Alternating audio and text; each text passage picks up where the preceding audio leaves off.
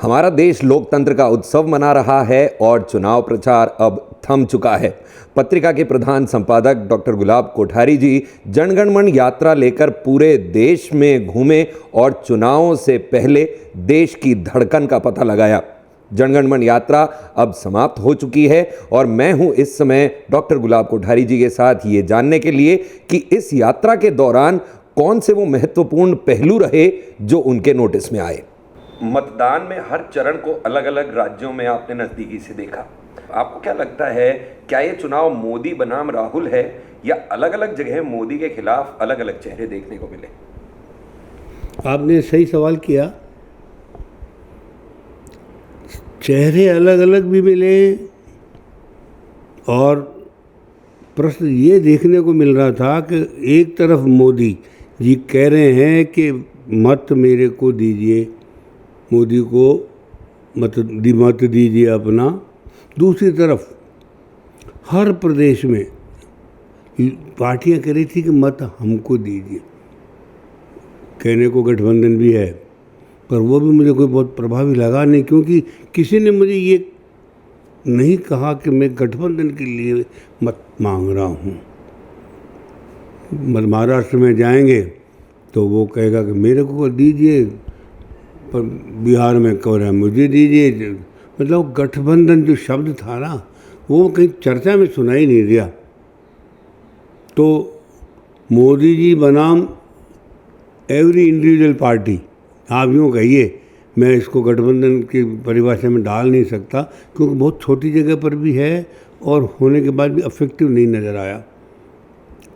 मान लीजिए हम कहाँ से भी शुरू करके देखें इस बात को, उत्तर प्रदेश को देखो, समाजवादी पार्टी गठबंधन में है, कांग्रेस गठबंधन में है, पर जहाँ राहुल गांधी खुद चुनाव लड़ रहे हैं रायबरेली से, मैं कोई गठबंधन की बात नहीं कर रहा, कांग्रेस की बात कर रहा। तो मतलब आपने गठबंधन को क्यों छोड़ दिया? प्रश्न वहाँ आपको यहाँ सुनाई देगा। जहाँ डिम्पल चुनाव लड़ रही है वहाँ आप कांग्रेस की बात नहीं कर रहे हो, गठबंधन की बात नहीं कर रहे हो, समाजवादी पार्टी की बात कर रहे हो। यही हाल मैंने बिहार में भी देखा, यही हाल महाराष्ट्र में भी देखा। तो मेरे को प्रश्न ये गठबंधन है, पर वो कागजों में दिख रहा है। गठबंधन के नाम से कोई नहीं लड़ता। बाद में जैसे मैं आपको से बात कर रहा हूँ ना, तो इंटरव्यू लोग कहते हैं कि हाँ गठबंधन, भाई गठबंधन सवाल कागजों में आ रहा है ना, व्यवहार में कोई गठबंधन के नाम से चुनाव नहीं मांग रहा। तो घूम फिर करके समाजवादी पार्टी बनाम मोदी हो गया। आप उसको वहाँ से मानना पड़ेगा फिर आपको। तो जितनी पार्टियां हैं गठबंधन की, वो सब पार्टियां इंडिविजुअली मोदी के खिलाफ मत मांग रही। सर, आपने 19 मार्च को जब जनगणमन यात्रा की शुरुआत की, तब अधिकांश लोकसभा सीटों पर उम्मीदवार भी तय नहीं हुए थे। तेलंगाना व केरल में एनडीए व इंडिया गठबंधन की क्या स्थिति लगी सर? तेलंगाना में हमको सामने दिख रहा है कि केएसआर की पार्टी हार गई थी विधानसभा में, और नई चुनाव में कांग्रेस की विधानसभा या राज्य सरकार बनी थी। लोकसभा की दृष्टि से अगर हम देखते हैं तो वहाँ पर सारी जो लोकसभा सीटें थी वो केएसआर के पास थी। तो अब प्रश्न ये आया कि अब जो चुनाव हो रहा है उसमें से केएसआर तेलंगाना से गायब है, तो वहाँ कांग्रेस और भाजपा आमने सामने हो गई। सबसे बड़ी बात तो ये है, तो जो अब सामने नतीजे आएंगे, तो जो केएसआर की सीटें वहाँ थीं 19, उसमें से किसको कितनी मिलती है यही तो लड़ाई रह गई। तो अब वहाँ कांग्रेस वर्सेस भाजपा हो गई। तेलंगाना की पार्टियाँ, तेलंगाना की जो खास पार्टी थी वहाँ से निकल गई, गायब हो गई। सर, आपका एक अग्रलेख दक्षिण में कमलगट्टा को लेकर था। वहाँ क्या बीजेपी के लिए कोई संभावना आपको नज़र आई? केरल में भी अभी तक भाजपा ने कोई जगह नहीं बनाई है। मुझे पता नहीं क्यों आज भी लगता है कि दरवाज़ा खुलेगा, चाहे वो त्रिवेंद्रम से खुले, चाहे वो त्रिचूर के पास जो उनका कोई सिनेमा का हीरो है उसके नाम से खुले। पर लगता है कि एक दरवाज़ा खुलेगा। तमिलनाडु में एक सीट की उम्मीद होने लगी है। वो उसके अलावा भी अगर समझिए समय साथ देता है तो दूसरी सीट हमें कोयम्बटूर से भाजपा को मिलेगी। ये बात मैं इसीलिए कह रहा हूँ, मैं तो राजनीति में घुसा नहीं, न उनको मैं परिचय हूँ। प्रश्न ये नहीं है मेरा प्रश्न ये है कि वहाँ के लोगों ने भी 5 साल में वो सब लाभ उठाए जो केंद्र सरकार ने पूरे देश में दिए। भाजपा की मुझे लगा इस बार वहाँ परसेंटेज बढ़ेगी। अब वो परसेंटेज सीट के बैरियर को तोड़ पाती है नहीं, ये तो ईश्वर जानता होगा, हमको नहीं मालूम। पर दोनों ही केरल में भी और तमिलनाडु में भी भाजपा की परसेंटेज पोलिंग में इस बार अच्छी बढ़नी चाहिए। सर 80 सीटों वाले यूपी और 40 सीटों वाले बिहार पर सबकी नजरें रहेंगी। दोनों ही क्षेत्रीय दलों के दखल वाले भी इलाके हैं। इन राज्यों में जातिवाद भी चरम पर है। आपके क्या विचार है? मेरा विचार तो बिल्कुल अलग है। हमारे एक होता धर्म और एक होता संप्रदाय। धर्म सबका अपना अपना है, संप्रदाय अलग अलग गुरु का अलग अलग होता है। सिख एक संप्रदाय है पर गुरु नानक का है, जैन संप्रदाय है महावीर का है, बौद्ध संप्रदाय है बुद्ध का चलाया हुआ है, तो ईसा मसीह का चलाया हुआ है, क्रिश्चियनिटी है, इस्लाम है। ये सब संप्रदाय में धर्म कोई नहीं है। जो कोई व्यक्ति चला रहा है वो संप्रदाय है। तो सही पूछो तो ये सारे संप्रदाय राजनीतिक संप्रदाय हैं। पार्टियां कहाँ इनमें? ये पार्टियां नहीं कहलाएंगी। इनमें से कोई पार्टी है ही नहीं। ये सब व्यक्तिगत दल के रूप में खड़े हैं। इसको आप कोई प्रांतीय पार्टी भी नहीं कह सकते, क्योंकि उसका इंचार्ज व्यक्ति है, उसका लक्ष्य राष्ट्र नहीं है, उसका लक्ष्य उसका परिवार है। आज बिहार को लालू जी के 2 बेटियां चुनाव लड़ रही हैं, तो राजद का जो लक्ष्य हुआ उसके परिवार का हर आदमी सत्ता में आ जाना चाहिए। अगर वो राज्य के लिए होती तो ज़्यादा से ज़्यादा एक व्यक्ति होता घर का, बाकी जो कार्यकर्ता लोग हैं पदाधिकारी लोग हैं उनको टिकट मिलते, उनकी पहचान बनती। वो अब जो कुछ अभी हो रहा है उससे नहीं लगता कि उनका इस स्वार्थ से बाहर कोई हिस्सा है। घर वालों को जगह मिल जाए उसके बाद बच्चे जो किसी को बांट दो, वो वाला हिसाब है। ये का ये हाल आप उत्तर प्रदेश में देख लीजिए। मुलायम सिंह के रिश्तेदारों को देख लो, सब चुनावों में हैं, सब सत्ता में हैं, तो जो बचेगा वो दूसरे का है। वहाँ भी वही प्रश्न वहीं आ रहा है। आप इसको समझ लेना इस बात को। महाराष्ट्र में भी वही हो रहा है। बाला साहब ठाकरे, उद्धव ठाकरे, आदित्य ठाकरे, हमको जिताओ। शिवसेना को जिताओ की बात कोई नहीं कह रहा, क्योंकि शिवसेना के 2 टुकड़े हो गए। तो राहुल गांधी क्या लड़ाई क्या है कांग्रेस की? परिवारवाद ही तो लड़ाई चल रहा है। आज उनकी छाप क्या है? सारे कांग्रेस के देश भर के नेताओं को आपने बुला लिया। इतनी ताकत लगाओ कि तो किसी का भी नाम लगा तो जीत जाएगा। लेकिन बात कहाँ है? राहुल जीतना चाहिए। परिवार पे आगे वापस ये तो अब ये जो पार्टी थी राष्ट्रीय स्तर की, आप इसको वापस यूँ देखो, ट्रांसलेट कर लो इस बात को, तो आज कांग्रेस राष्ट्रीय स्तर की पार्टी ही नहीं बची। पार्टी होती तो राष्ट्रीय स्तर की होती। व्यक्तिगत है तो पार्टी नहीं हो सकती हो। तो ये व्यक्तिगत लड़ाइयाँ हो गई हर प्रदेश में, तो कोई नहीं चाहता कि मेरा परिवार सड़क पे आ जाए। फिर जब इनका राज था तब लोगों ने क्या अनुभव किया? इनको हटाया क्यों? लालू जी क्यों हट गए? इसका कोई उत्तर दे दे हमको। अखिलेश जी क्यों हट गए? इनका उत्तर दे दे कोई हमको। इनके राज से तंग आके लोगों ने इनको हटाया। अब आप कहते हो इनको वापस ले आओ, कौन लाया? पर लग ही रहा है कि नीयत तो आपकी ये है कि पहले मेरे घर वालों को जिताओ, फिर मैं आपकी चिंता करूँगा। नहीं तो नहीं करूँगा यार, ये क्या बात हुई? जनता आपके घर वालों को वोट दे के जिताए, पहले उनको सत्ता में लाए और फिर वो आपका ध्यान रखे या नहीं रखे हो गारंटी हमने देख ली, वो वाली परिस्थिति है भाई। सर, चुनाव में मुद्दों की बातें बहुत होती हैं, बेरोजगारी और महंगाई की बातें करने वाले युवाओं की कितनी बात करते हैं? ये भी मुझे लगता है एक नकली मुद्दा है। कोई सा भी चुनाव उठा लीजिए अब तक और मुझे बता दो कि ये दो मुद्दे नहीं उठे हों।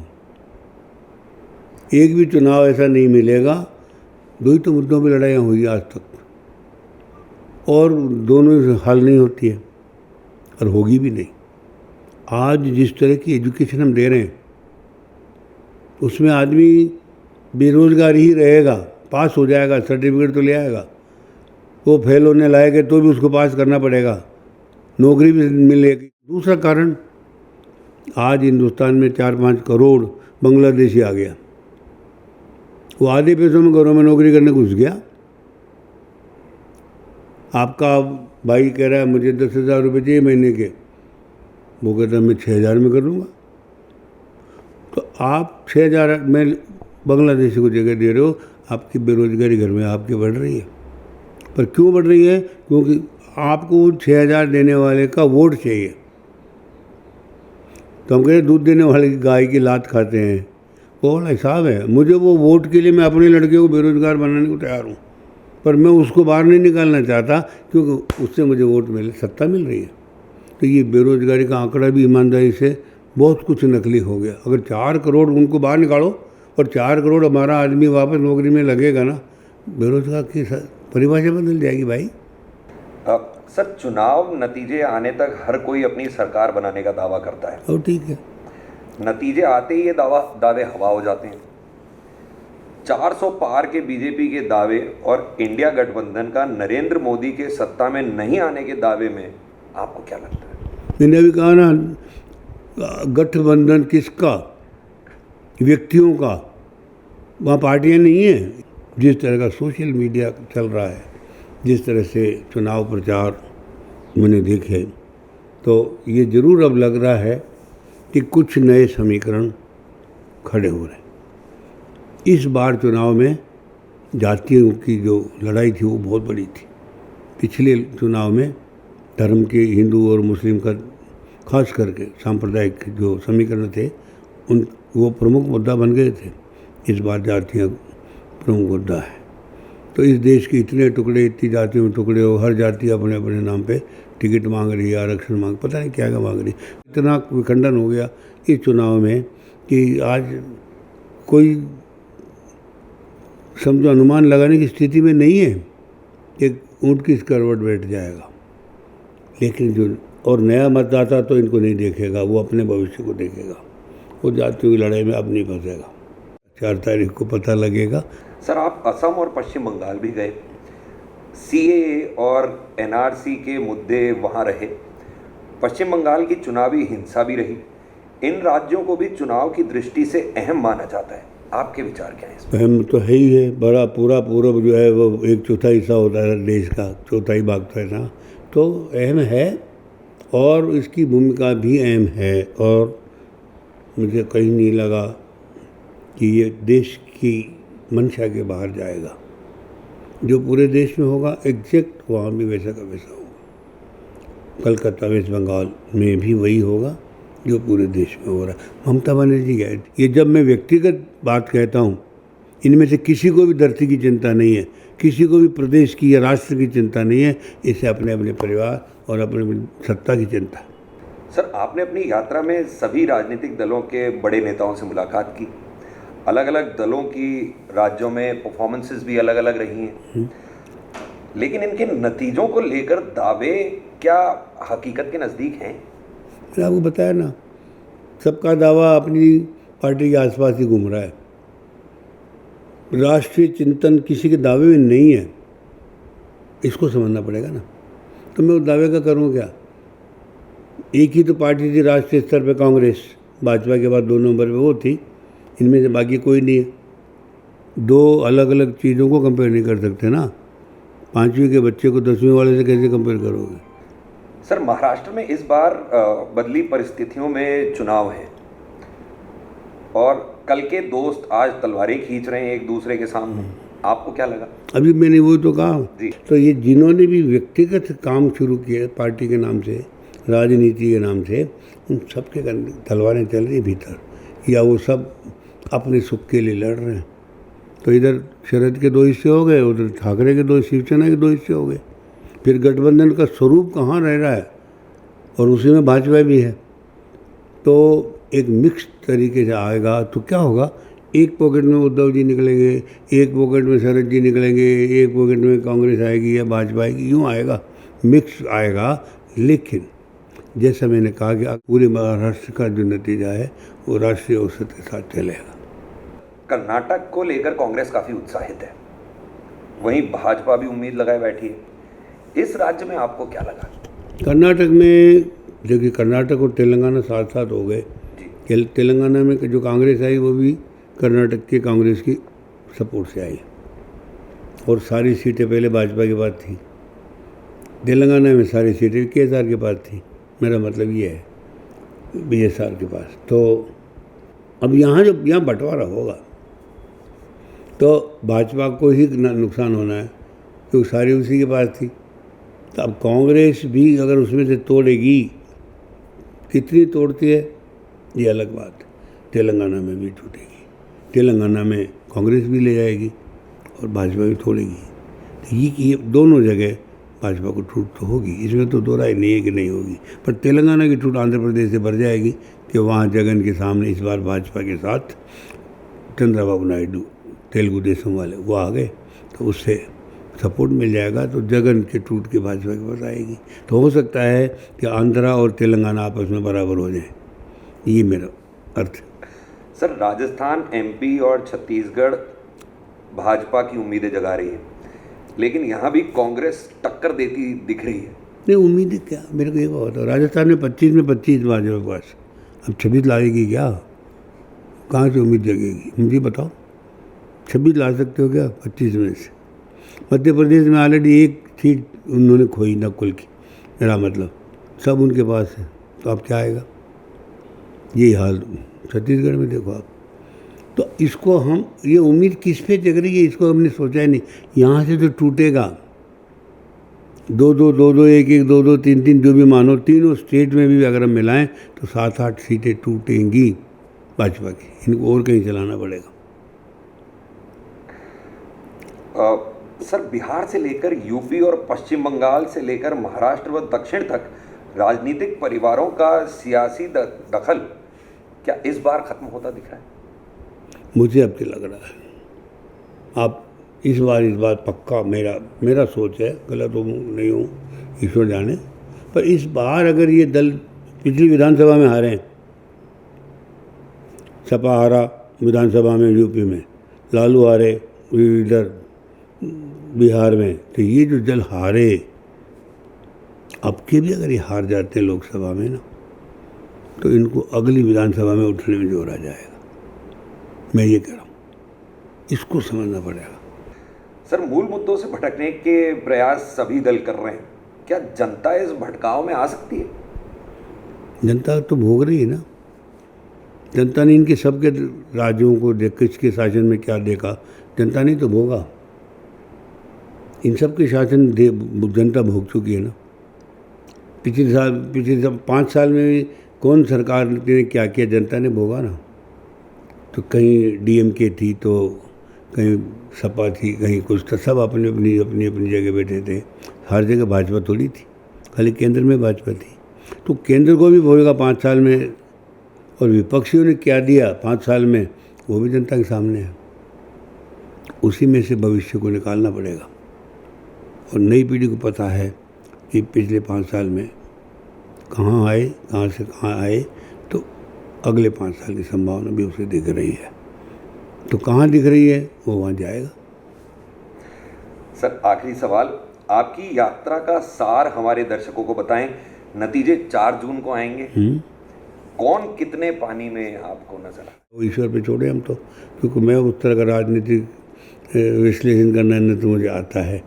लोगों की मंशा को सुनने की कोशिश करता हूँ और उसको मैं अपनी समझ से समझिए उसको अनुवादित कह लो, इंटरप्रिटेशन कर लो, वो करने का प्रयास करता हूँ। ये तो ईश्वर पे छोड़े, मतदाता ही भगवान है चुनाव का। तो ये थी एक खास मुलाकात पत्रिका के प्रधान संपादक डॉक्टर गुलाब कोठारी के साथ। लोकतंत्र के इस उत्सव की पल पल की अपडेट जानने के लिए जुड़े रहिए पत्रिका के साथ, देखते रहिए पत्रिका टीवी, लॉग ऑन टू पत्रिका.com, सुनते रहिए FM तड़का। कैमरामैन मंजीत सिंह के साथ मैं RJ सूफी, पत्रिका के लिए।